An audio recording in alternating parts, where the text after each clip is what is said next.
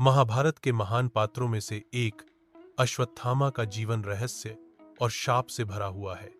उनका नाम सुनते ही मन में एक ऐसा योद्धा उभरता है जो अद्वितीय वीरता और असीम क्रोध का प्रतीक है, लेकिन साथ ही वे एक ऐसे श्राप के वाहक भी हैं जिसने उन्हें अमरता तो दी, लेकिन शांति और सुख कभी नहीं। जन्म की कथा। अश्वत्थामा का जन्म आचार्य द्रोणाचार्य और उनकी पत्नी कृपि के घर हुआ। कहा जाता है कि द्रोणाचार्य के पास भौतिक सुख सुविधाएं नहीं थीं। वे महान ज्ञानी और शस्त्र विद्या के आचार्य थे, लेकिन आर्थिक रूप से निर्धन थे। जब अश्वत्थामा का जन्म हुआ तो द्रोणाचार्य ने उसका नाम अश्वत्थामा इसीलिए रखा क्योंकि उसके जन्म के समय उसने घोड़े अश्व जैसी तेज आवाज में रोना शुरू किया, मानो प्रकृति स्वयं यह संकेत दे रही थी कि यह बालक आगे चलकर अपार शक्ति और अद्भुत क्षमता से युक्त होगा। बचपन की कठिनाइयां। अश्वत्थामा का बचपन अभावों से घिरा हुआ था। कथा है कि एक बार उसके मित्रों ने उसे दूध पिलते देखा, लेकिन द्रोणाचार्य इतने निर्धन थे कि वे अपने पुत्र को दूध तक नहीं पिला सकते थे। तब कृपि ने आटे को पानी में घोलकर उसे दूध जैसा पिलाया। जब अश्वत्थामा ने अपने साथियों से कहा कि उसने भी दूध पिया है, तो वे हंस पड़े। यह अपमान द्रोणाचार्य के हृदय पर गहरी चोट कर गया। उसी दिन उन्होंने निश्चय किया कि वे अपने पुत्र के लिए ऐसा जीवन बनाएंगे कि उसे कभी अभाव का सामना न करना पड़े। शिक्षा और पराक्रम। द्रोणाचार्य स्वयं भगवान परशुराम के शिष्य थे और उन्होंने शस्त्र विद्या में अद्वितीय ज्ञान प्राप्त किया था। लेकिन जब वे परशुराम के पास पहुंचे, तब तक परशुराम अपने सारे अस्त्र, शस्त्र और धन संपत्ति दान कर चुके थे। परशुराम ने द्रोण को आशीर्वाद दिया कि वे शास्त्र और शस्त्र दोनों में अद्वितीय होंगे और अपने शिष्य को अमोघ ज्ञान देंगे। यही कारण था कि द्रोणाचार्य को हस्तिनापुर के राजकुमारों कौरव और पांडव का आचार्य नियुक्त किया गया। अश्वत्थामा ने भी अपने पिता से सभी दिव्य अस्त्रों और शस्त्रों का ज्ञान प्राप्त किया। वह बचपन से ही महापराक्रमी और तेजस्वी थे। अर्जुन से प्रतिस्पर्धा। कौरव पांडव जब द्रोणाचार्य से शिक्षा ले रहे थे, तब अश्वत्थामा भी उनके साथ शस्त्र विद्या का अभ्यास करता था। लेकिन एक बात हमेशा उसके मन में कसक बनकर रही। अर्जुन को आचार्य द्रोण का प्रिय शिष्य माना जाता था। द्रोणाचार्य ने अर्जुन को कई दिव्य अस्त्र दिए और उसकी प्रशंसा की। अश्वत्थामा, जो स्वयं आचार्य का पुत्र था, यह सोचकर ईर्ष्या अनुभव करता कि क्यों अर्जुन को विशेष मान्यता मिल रही है। यही ईर्ष्या आगे चलकर उसके जीवन की त्रासदी का कारण बनी। विशेष वरदान। अश्वत्थामा को जन्म से ही एक मणि रत्न प्राप्त था, जो उसकी ललाट पर स्थित थी। यह मणि उसे अद्वितीय बल और सामर्थ्य प्रदान करती थी। कहा जाता है कि इस मणि के कारण कोई भी देव, दानव, राक्षस या मनुष्य उसे हानि नहीं पहुंचा सकता था। वह हमेशा युद्ध के लिए तैयार रहता और भीषण पराक्रमी माना जाता। यही कारण था कि महाभारत में वह कौरवों की ओर से युद्ध में उतरा। द्रोणाचार्य का वचन और अश्वत्थामा की निष्ठा। द्रोणाचार्य ने कुरु दरबार में केवल इस कारण से कौरवों का साथ दिया क्योंकि वे दुर्योधन से प्राप्त सम्मान और आर्थिक सहायता के हणी थे। अश्वत्थामा ने अपने पिता के प्रति असीम निष्ठा रखी और सदैव कौरवों का समर्थन किया। यही निष्ठा आगे चलकर उसे अंधे प्रतिशोध के मार्ग पर ले गई। युद्ध का प्रारंभ। कुरुक्षेत्र का युद्ध शुरू हुआ। एक ओर पांडव थे, दूसरी ओर कौरव। हर योद्धा अपने व्रत और कर्तव्य के लिए युद्ध भूमि में उतरा। अश्वत्थामा ने अपने पिता द्रोणाचार्य और दुर्योधन की निष्ठा के कारण कौरवों का साथ दिया। युद्ध के आरंभिक दिनों में उसने अद्भुत पराक्रम दिखाया। कथा है कि जब पांडव सेना आगे बढ़ती, अश्वत्थामा उसका मार्ग रोक लेता। उसकी गति, उसका धनुष, बाण और उसकी शक्ति अपराजेय थी। लेकिन भीतर ही भीतर वह अर्जुन से अपनी तुलना करता और स्वयं को साबित करना चाहता था। द्रोणाचार्य की मृत्यु का रहस्य। युद्ध के दौरान सबसे बड़ा आघात अश्वत्थामा को तब लगा जब उसके पिता द्रोणाचार्य की मृत्यु हुई। यह घटना महाभारत का सबसे भावुक और रहस्यमयी प्रसंग है। द्रोणाचार्य युद्ध भूमि में अपराजेय थे। जब तक वे अस्त्र हाथ में लिए खड़े रहते, पांडवों की विजय असंभव थी। तब श्री कृष्ण ने योजना बनाई। उन्होंने युधिष्ठिर से कहलवाया, अश्वत्थामा मारा गया है। युधिष्ठिर सत्यवादी थे, झूठ नहीं बोल सकते थे। इसीलिए उन्होंने कहा, अश्वत्थामा हतः। फिर धीरे से जोड़ा, नरो व कुंजरो व, अर्थात अश्वत्थामा मारा गया है, लेकिन मनुष्य है या हाथी यह निश्चित नहीं। द्रोणाचार्य ने केवल अश्वत्थामा हतः सुना और शोक से व्याकुल होकर उन्होंने अपने अस्त्र शस्त्र त्याग दिए। उसी क्षण द्रुपद पुत्र धृष्टद्युम्न ने उन पर आक्रमण किया और उनका वध कर दिया। अश्वत्थामा का क्रोध। जब अश्वत्थामा ने यह सुना कि उसके पिता को छलपूर्वक मार दिया गया, तो उसका हृदय प्रतिशोध से जल उठा। उसने कसम खाई कि वह इस छल का बदला लेगा और पांडवों को चैन से नहीं जीने देगा। यही क्षण था जब उसका जीवन अंधकारमय मार्ग पर बढ़ा। अब वह केवल युद्ध नहीं लड़ रहा था, बल्कि प्रतिशोध की आग में जल रहा था। भीम और अश्वत्थामा का युद्ध। युद्ध के दौरान भीम और अश्वत्थामा के बीच भीषण युद्ध हुआ।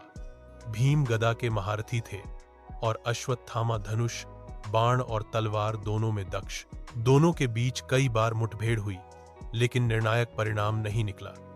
भीम बार बार उसे ललकारते, अश्वत्थामा, तू अपने पिता का बदला लेना चाहता है, आ मेरे सामने आकर देख।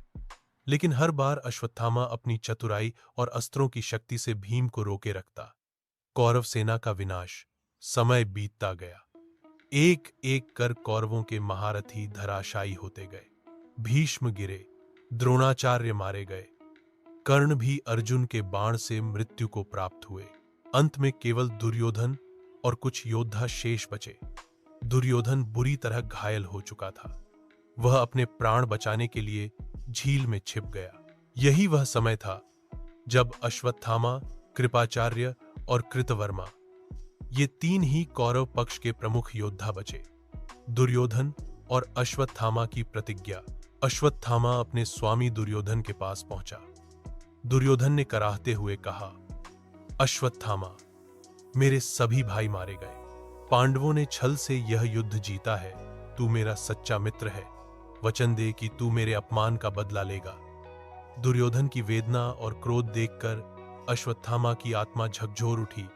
उसने प्रण लिया, राजन, जब तक मैं जीवित हूं, पांडव चैन से नहीं सो पाएंगे। आज रात ही मैं ऐसा कार्य करूंगा जो पूरे संसार को हिला देगा। रात का रहस्यमय युद्ध। युद्ध में यह नियम था कि रात्रि में युद्ध नहीं होगा, लेकिन क्रोध से भरे अश्वत्थामा ने सभी नियम तोड़ दिए। उस रात वह गुप्त रूप से पांडवों के शिविर में घुस गया। वह अपने साथ कृपाचार्य और कृतवर्मा को भी ले गया। उसकी आंखों में प्रतिशोध की आग जल रही थी। उसने अपने मन में तय कर लिया था कि आज वह पांडवों के वंश को समाप्त कर देगा। अंधेरी रात और अश्वत्थामा का प्रवेश रात का समय था। युद्ध भूमि में शांति छा चुकी थी। पांडव अपने शिविर में विश्राम कर रहे थे।